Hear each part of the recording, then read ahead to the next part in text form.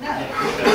Only if we're not participating. Sorry, we want to participate. I have one question for the attorney. City attorney, where is it? I don't do any of that.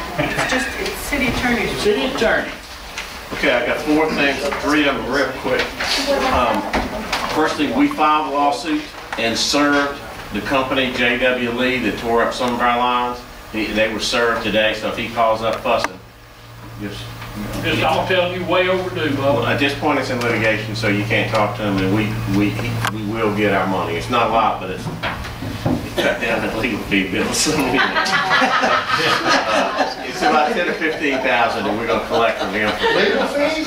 You guys are going to have a jar out here for legal. That must be a mistake, We'll get Jim. That must be a typo. It has to be. That should be. I don't see it. That's got to be way. There's no way. Becky's fault. Quick. Even though it's worth twice that. Okay, the next thing, the annexation, the friendly annexation stuff, that's fine. All that paperwork is ready. I asked David Ball to prepare me an exhibit. We got to put a map on it. Just the law requires a map with a colored outline. I expect I can get that from David in just a couple of days, so we'll file that lawsuit. If you Excuse me, for the 28th point. 28th Street, your Point Lumber. Okay. We have to serve City of Gulfport, City of Pass Christian, Long Beach Water Management District, Harrison County, Long Beach School District. If anybody from those entities says, why are y'all suing us? What's this annexation about? The law just requires that. They don't have to do anything, but just be aware. There's no other way to do that.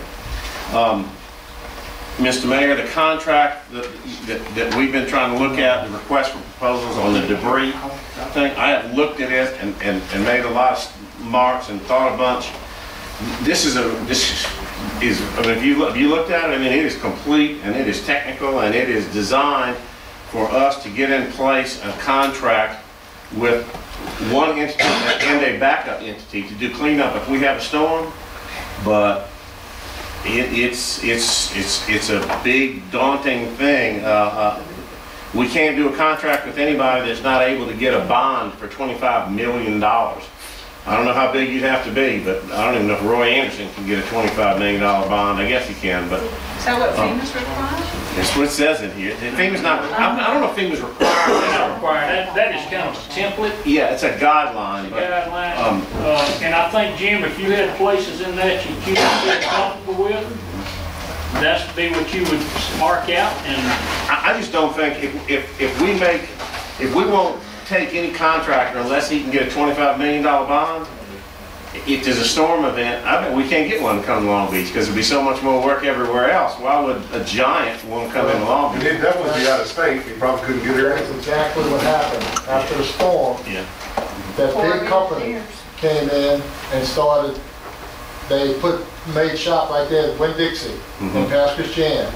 This was a huge company that congressmen and all that got together, and that's when they orchestrated all the subcontract work, right there in Pass Christian. Well, anyway, I'll give you my comments on it tomorrow, but I have been through that, and it's good and it's complete. Okay, well, the thing is, Jim, is what we need is also something that I can, before I can run an advertisement, I have to have something to give people that want to bid. We'll have, is that it? yes, there has to be somebody on our end who's in charge of this. I guess it's Chief Bass, I don't know who it is, but there has to be somebody on our end. Civil Defense Director, and I think he's back there hiding. But let's see. City engineer and the public works. Public works, city engineer. I'll call them tomorrow, and we'll get together and drink coffee and work on it, but I'll get through it. Last thing, this is how long y'all want to go through it. I want to talk to you about the franchise agreements for the City of Long Beach with cable TV and AT&T. Okay, they're way overdue. It's time that we renew them. Both of those entities are anxious to renew them. The AT&T franchise is a little bit simpler. They are entitled to get into the business.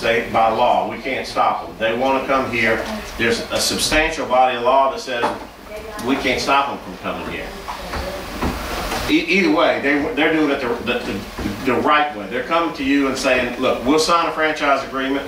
Whatever anybody else pays, we'll pay. We'll match the highest number, we'll do that even though we don't think we gotta pay you anything. I've got the agreement here and I have been through it. I've been talking with Kathleen Shaughnessy. Is this for like cable?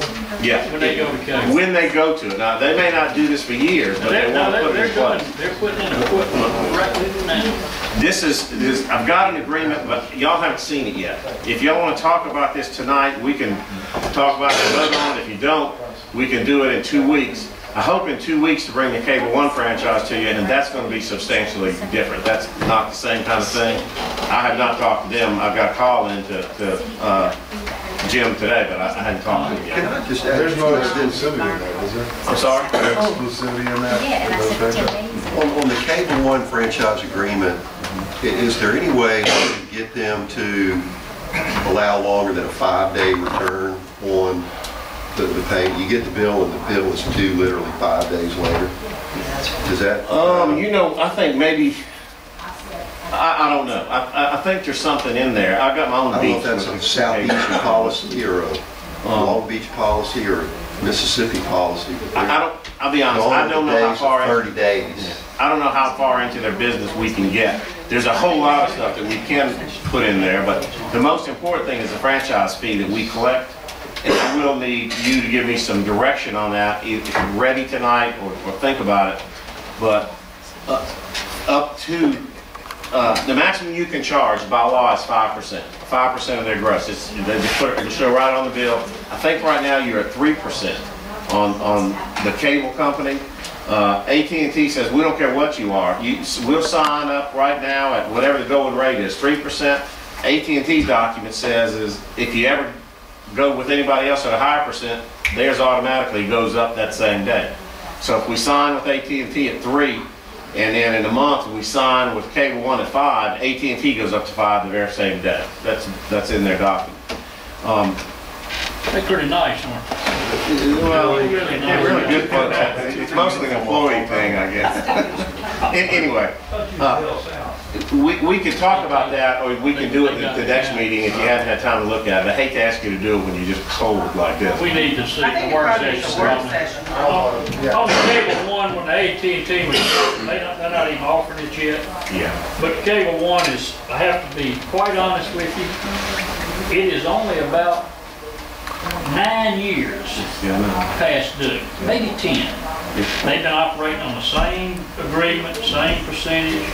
I mean, there's things where we could ask them for a channel, you know, to even do the meetings. Do the meeting. And we can make AT&T's that all offered that, part of That's what I wanted to ask you about that too. Both agreements going to have provision in it that they have to provide you a public access channel or public education channel.